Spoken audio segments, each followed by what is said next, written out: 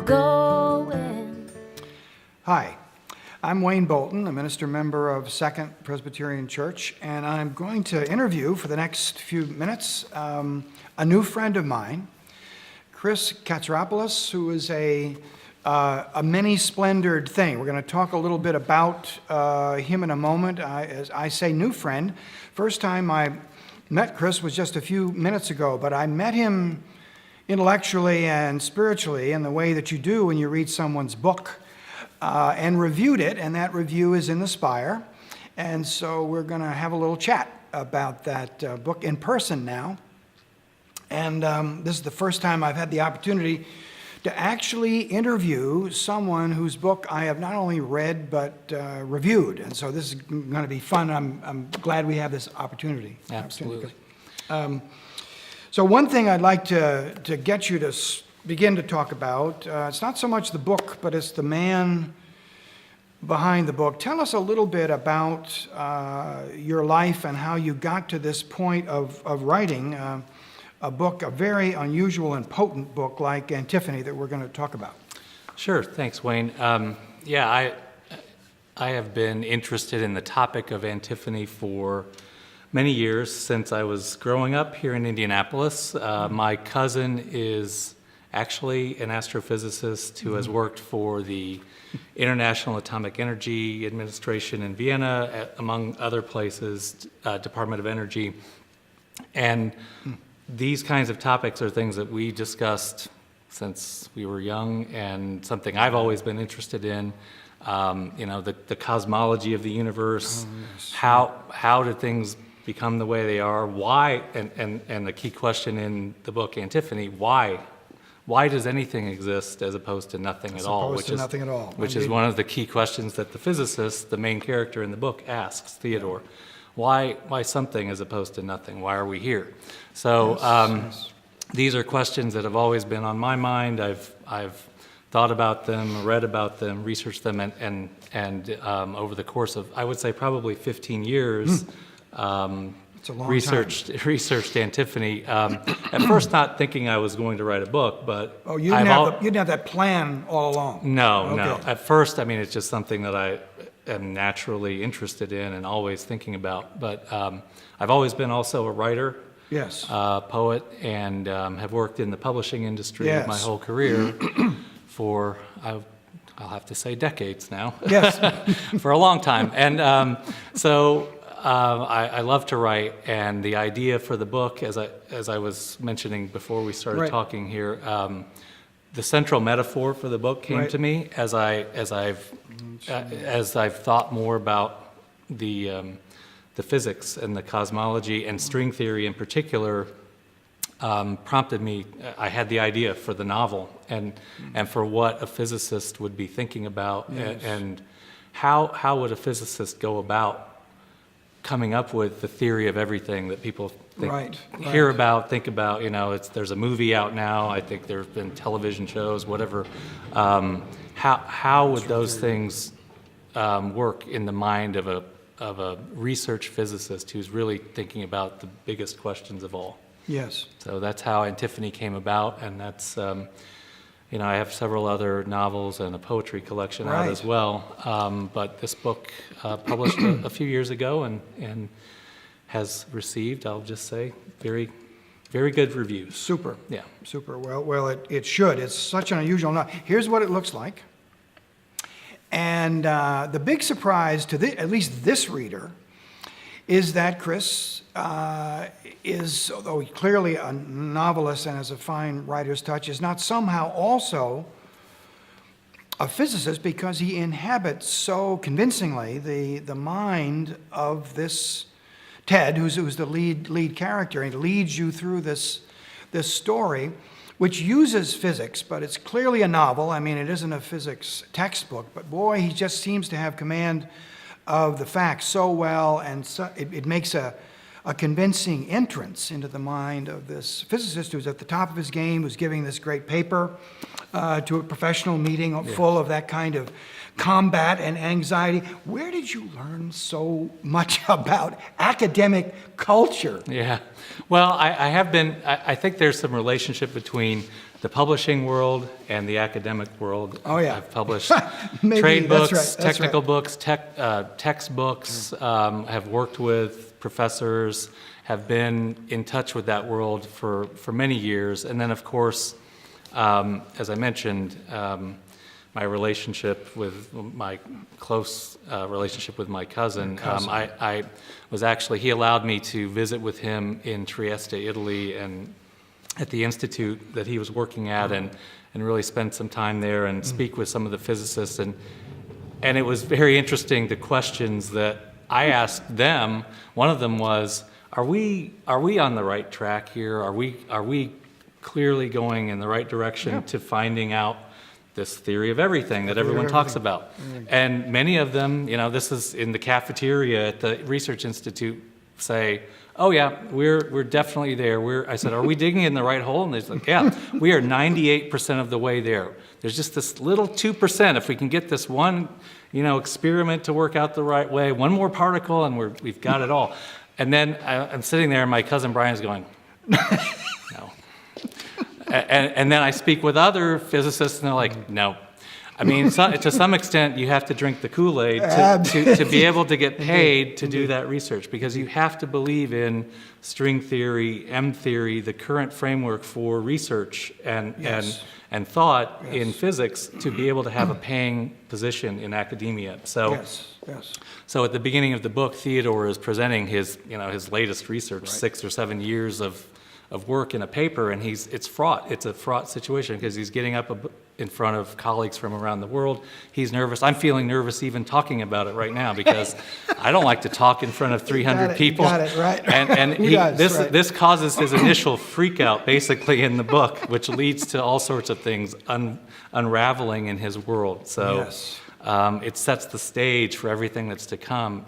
But it actually, in some sense, I just saw this, blessings in disguise, it's a problem that his whole world just falls apart, but it actually turns out, maybe, if I leave it to the reader to decide, to open up his world so that he can have the visions and escape from that academic, kind of pigeonhole, and see a broader vision of reality. So. Now, let me take you back out of the book and focus on your own background a bit, because in addition to the physics, in addition to being a fine novelist and writer, there's also music in here, and there's also religion in here. Say a little bit more about those dimensions of you as a person as you come to this writing. Absolutely, yeah. Yes, music, because the title of the book is Antiphony, which is a type of music, a type of choral singing. Particularly, it's related to the Psalms and the singing, which is call and response singing in the Psalms. I don't know if everyone knows this, but it's people's calling to God and hearing the response from God. I mean, that's the central metaphor of the novel Antiphony. But my own background there is I love music. I have played music all my life. I play the piano as one of my chief hobbies at the moment. For many years, and I also grew up in the Greek Orthodox Church here in Indianapolis. Was an altar boy there. I loved the chanting, the singing, all that very mystical experience of that service. And then that was my predecessor to my time at Second Pres. And of course, music is a huge part of Second Pres, and one of the reasons why the services here are so compelling. So all of that I bring to the book, and it's the central element of the book, the key element. The book has a lot of different parts to it. As Chris was saying, the basic story is about the physicist at the very summit, one of the very summits of his career, all of a sudden takes a dive, and that dive has to do with this 3-letter word, God. And it's just a very intriguing story in itself. Well, in that process of descent, there's all kinds of things that go on. He has a very special dream that I want to talk about. There's also a nice scene that involves a church where a choir is singing that we want to talk more about, because I think it has some very rich elements in it that are For people who are put off by the physics part, don't be, because it's explained so well, but there was more to this novel than that. Pick it up at either place, Chris. Either that dream, which is sort of a dream of heaven, it's got wonderful things in it, or to go further down, further as the story develops, to the church scene. Pick up either scene and tell us a little about how you came to, and why you wrote it the way you did. Sure.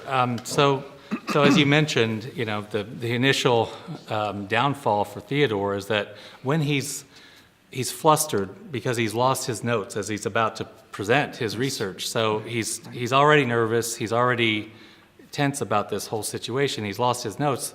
And what happens is he gets off track with what he was prepared to say. And so instead, some things that he's been thinking about conceptually in his mind come to the forefront, and he kind of blurts them out. What if the universe is really a giant thought? What if consciousness, or God, he says God, is the missing element in all of our equations? Because string theory works fine on the blackboard, 2 dimensions, the math holds up, it all kind of ties together. But when you put it in the real world, and this is why the Large Hadron Collider and the Higgs boson that you hear about, the God particle is so important. The God particle is so important because they're trying to show, they're trying to make these equations all tie in, and they don't right now. Yes. They either go to, they fall apart, they go to a singularity, 0 or infinity, which he says, well, what is that? I mean, what is that telling us? That's pointing to something more. We might be going in the right direction, but what if God is the missing element? What if consciousness, thought, awareness is something that we're not allowing ourselves to think about? So that's the beginning of his downfall, because in that world, saying, well, we got to get God in here into this science thing, that's a real faux pas. So anyway, it opens him up to, in his state of disarray after the meeting, he goes back, he's thinking he may have to be fired from his job. Oh, absolutely. He has to write a letter saying, I did this by accident, it was a mistake, I disavow what I said. It's all flipping the science, religion, heresy thing on its head. He's a heretic because he says God. So he's excommunicated from the scientific community. There is some humor in this. Yes. So it's flipped. But in that state of mind, he gets opened wide open. And that's when he has this vision that you talk about. It's kind of about halfway through. He goes to sleep. He's just done. He's a failure. He's like, I quit. I give up. I don't know what I'm going to do. And that's when he has the dream, this vision, this first vision where he basically, it's like his subconscious and his superconscious pouring through and seeing on a higher dimension. And the writing in those portions of the book where he's having the visions it's more like poetry than prose. And it's because, and this goes back in a long way in tradition. The tradition of writing is that poetry is closer to the spirit, lyrical work, and that's why when we read, the Bible, it's in verses.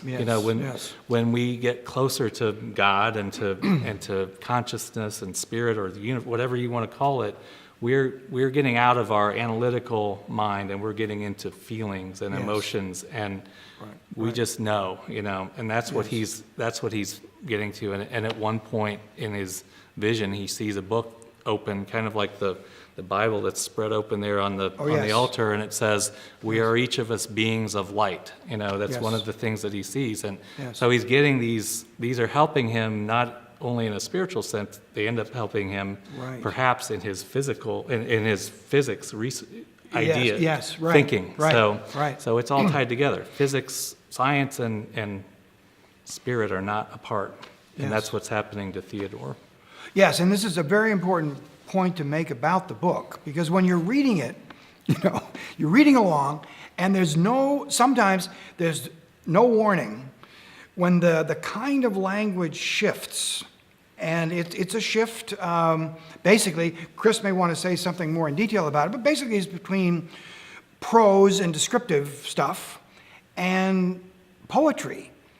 And once you start to get in, you say, "Oh, this is natural," because this helps me. Once I become conscious of this, oh, this is right.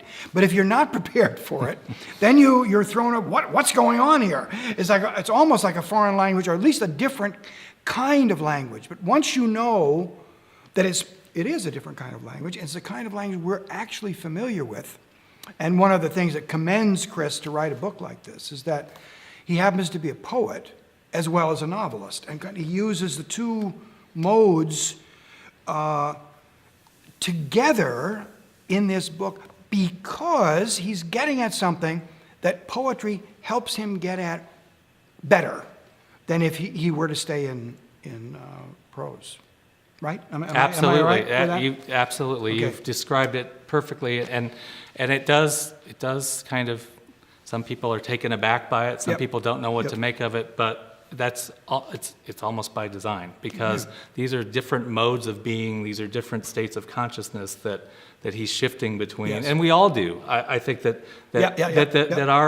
our society is so focused on the analytical, the hard and cold facts, the prosaic, so to speak, that we discount and set aside the poetic, the lyrical, the spiritual. It's not given its due, and that's to our detriment. And that's what's happening. That's Theodore's journey. Is from the beginning he's pure science, and by the end he's pure spirit.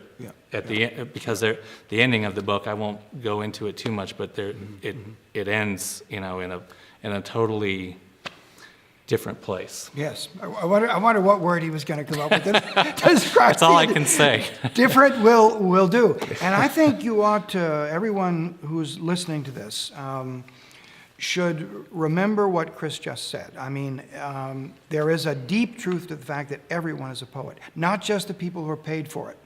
Everyone is, and the closer you can get to that part of yourself, the easier your life will be, because poetry has its own revelation, its own way. It's a way of thinking, a way of speaking, a way of being. And the truth is that it's not just for certain people. It's for all, right? It's for all people. I think it's just a part of ourselves that's been shut down as we've become industrialized, modernized, technologized, and so we're most people don't allow themselves to be that way, and it's something that I think is, again, to our detriment. So. I think so. So. Don't think, I was told when I was in high school, I was told that only girls do it. And as I say, the only women have this special capacity, and don't buy that. Yeah. All right. On this point of Ted's dream first, but then there are other parts of the book, I want to lift up a very arresting quote that's right in the beginning of your book from Morley, this Morley quote.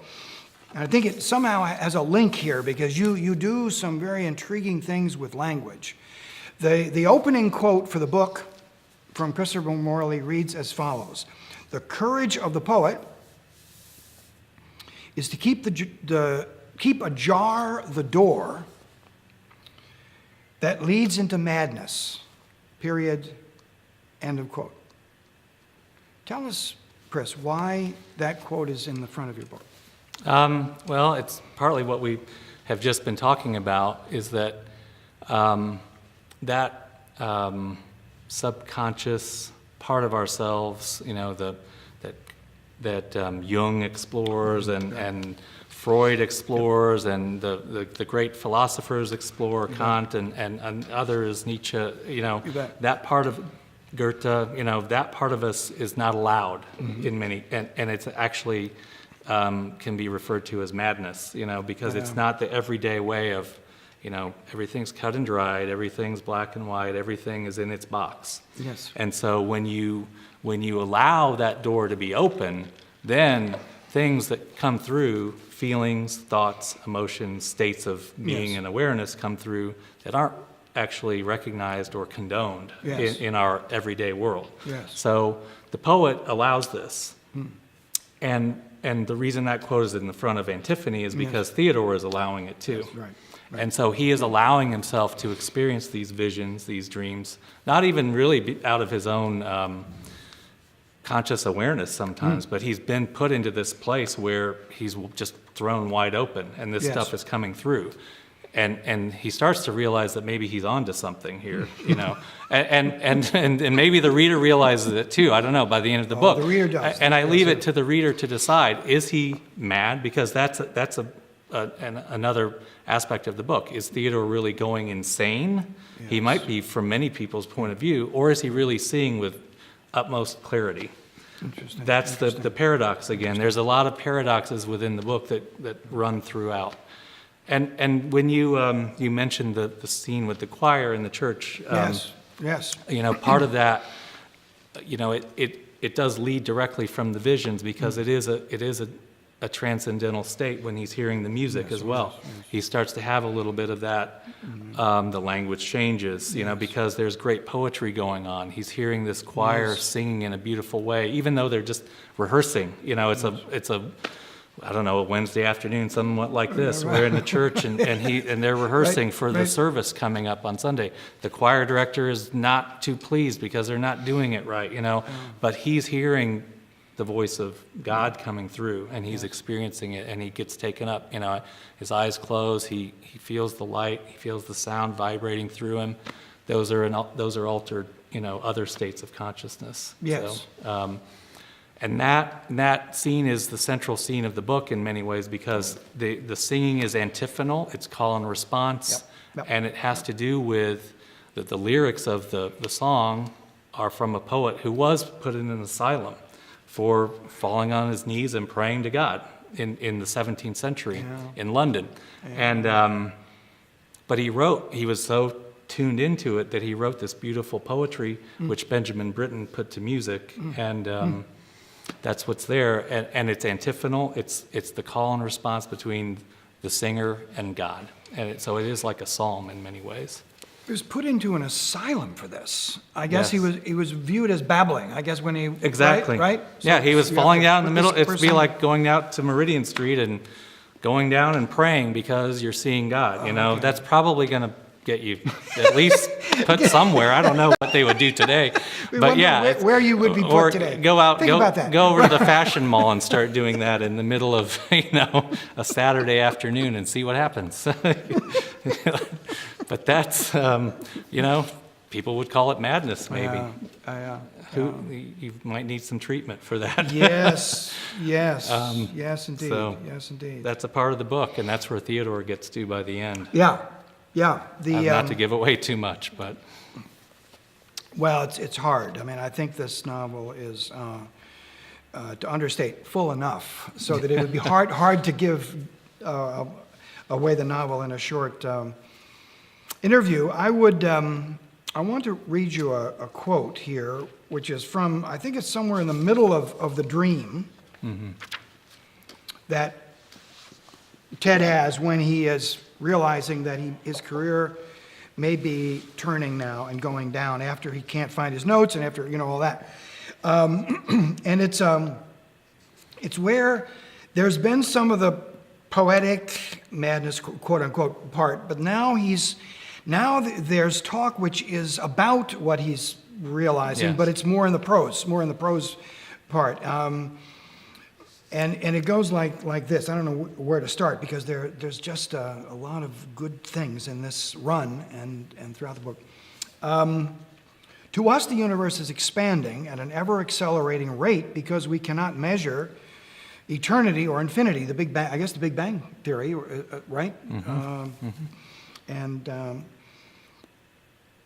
theory of everything is a movie now. About Hawking. Yes, people absolutely. It's a real, I think, potent movie too that people are talking about. When we create a more powerful telescope or microscope, we're confronted once again with the limits of our own knowing by an ever broader or more minuscule, in the case of microscope, horizon. And this is the part I think I want to get you to comment on. We are not big enough to see it all at once, but we think that whatever we see is all there is, when in fact, everything outside our little tube of limitation is more than we can ever hope to know. I mean, what a fine statement that is.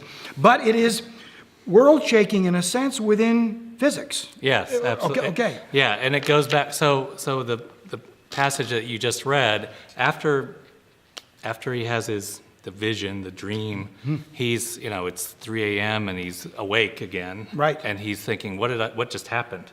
And the scientist in him, the researcher in him, tries to understand it, and he starts writing this stuff down in his notes.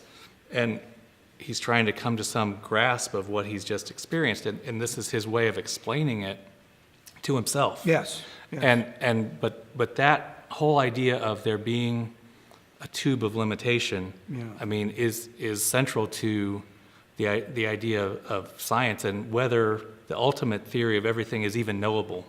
Can we even experience because we're limited by our senses, and then the tools that we have, like a telescope or a microscope or the Hadron Collider, are simply just extensions of our senses. Yes. They can only bring in what we can experience. So in a sense, this is why, when I spoke to some physicists, they say, yep, we're digging in the right hole and we're 98% of the way there. Just one more particle or one more experiment and it's all solved. We'll have it. Others will admit that we don't even know how much we don't know. Right. And every time we think we get to this point, this happened in the late 19th century when they kind of decided physics was a dead field because we kind of knew everything and how it all worked. And then Einstein came along in 1905 or whenever it was and blew everything apart. Yeah. And that will happen again, is my view. String theory, it works at some level, but it doesn't get us all the way there. It's only pointing to the ultimate reality, and he's wondering whether he's just had a very expansive vision beyond his normal senses. So this thinking is saying, I've seen more than I've ever seen before, and I don't think we can ever see it all with our human limitations of our regular everyday senses. Yes. So it's laying the framework to get beyond that. You have to have a different way of knowing that's actually in other dimensions and other states of consciousness. So those are all key questions. Those are philosophical questions about the philosophy of science, what's knowable, what's science. You have to have a theory that's repeatable and provable. Can we do that in all of these things? Maybe not, and maybe goes back to the issue of, maybe God is the missing element. Maybe these things are only knowable in a spiritual sense. Yes. So that's how that plays in. And there is the idea that, all these theories are correct at some level. He talks about this. Newton's theory works at a certain level. Einstein's theories, they work, they're great. Planck and all these other, Heisenberg, they all work, but it's like the metaphor later, he sees this big tree outside of his house and he says, well, I'm seeing this tree. It's like if you're looking at Second Church from the parking lot down there, you get one view of it, and that's accurate. If you go up on Meridian Street, you're going to see another side of it, and that's real too, but it's not the whole thing. Absolutely. And that's how the universe is, and that's what he's talking about there. Some people see the New Testament that way. They see the puzzle that we don't have a single account of Jesus. We don't have a single authoritative account of Jesus. What's going on? Why didn't they figure it out? Well, maybe they did. Maybe they figured that they didn't have a single perspective, that it was better to have four than to have, and they are four quite different and distinct views. So in the Bible, there's some echo of what we're Sure, and maybe that saying subject here. is too big for one account. One might say, yes, indeed. To take in. Indeed. Let's go to the very end of this book. It ends with such significant words. Why? It ends with, you all have read the review. I start with a he knows. Talking about Ted, now the main character. So the whole novel comes to this point. Why, Chris, what do you have in mind by ending the novel that goes all kinds of ways and, as you can see, really has a tremendous horizon in view? What's going on with that ending? So, by that point, His career is in shambles, his life is kind of in shambles, but his great quest has been, as many physicists and scientists' quest is, to, the theory of everything. How does it all work? Talking. And then the other question that he asks, one of his colleagues is, the one thing that science, even if we knew what and how, the question that science can never answer is why. Is why. Why, and I think we spoke about that at a few minutes ago. Why is there something as opposed to nothing at all? Right. What's the meaning of it all? Yeah. Can science ever answer that?